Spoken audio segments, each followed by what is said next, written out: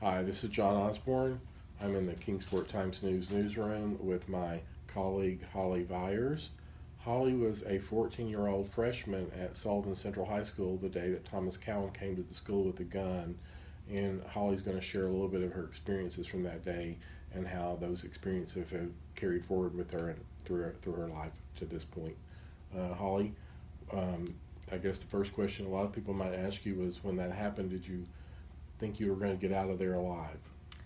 Well, I honestly had my doubts about that. I was confident in Officer Gudger and that she would keep us safe, but at the same time, when you're in a situation like that, it's kind of hard not to fear for your life and the lives of classmates and everyone else that was in the school. So, That's a large school, and there are a lot of students there. How close were you to the action?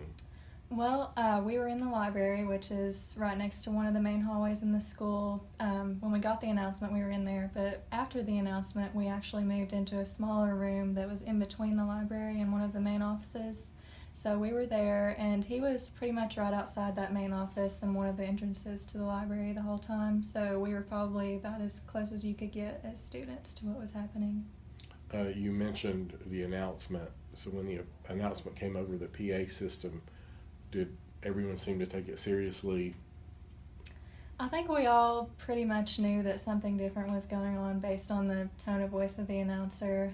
We had had a lot of drills before, and they were always calm announcements. They've never really conveyed any real danger or anything, but this was really different, that the person was obviously really emotional and distressed, so we kind of knew from that something different was going on. Could you could you overhear anything going on in the hallway? We could hear every now and then we'd hear like muffled voices, but the thing I really remember hearing most is the gunshots. Those were really clear. I can't remember exactly how many, but I did hear those. Did you ever heard a gunshot before? Not that I can remember. I don't think I have, and I've obviously never been that close to them before, so it was definitely a jarring experience to say the least. When you mentioned going into the gathering in the smaller room, how many people were in there with you, and who were those people?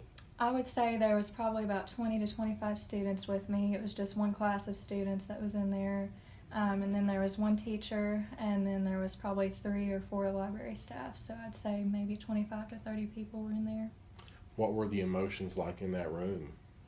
I think the emotions were we were really just kind of praying and holding hands. You know, we didn't really know who had been hurt, if anybody had been hurt. We didn't know what was going on at all. So there was definitely a lot of emotion, for sure. Did you feel the teacher was?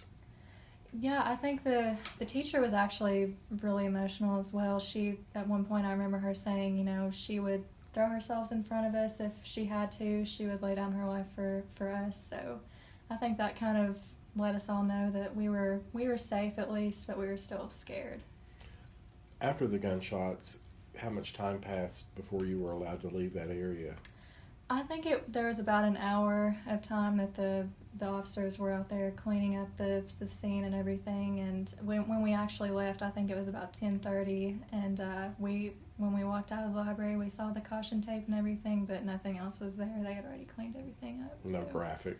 No, there was no blood, no bullets, or anything like that. So we've mentioned Officer Gudger. Officer Gudger was a school resource officer, an SRO, as they say in lingo. Sheriff Wayne Anderson has asked for more SROs for schools in the county. Can you elaborate a little bit on your thoughts on SROs?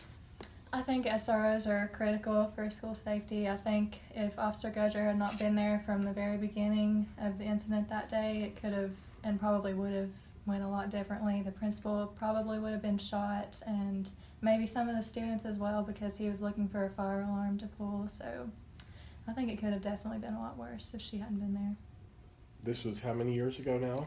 It was 7 years ago. And you've now gone through the rest of high school there, and Yes. you've gone through college, and Yes. now you're in the workplace. How often does that day still impact your life? I would say it still definitely has an impact. You know, I mean, sometimes even simple trips to the movie theater, the store, the park, any public place really, I'm always kind of thinking in the back of my mind, you know, what if this could happen here? because you never really know when something like that's going to happen. So I think I'm always a lot more vigilant now everywhere I go. Okay, well, thank you for sharing all that with us and our readers. Thank you.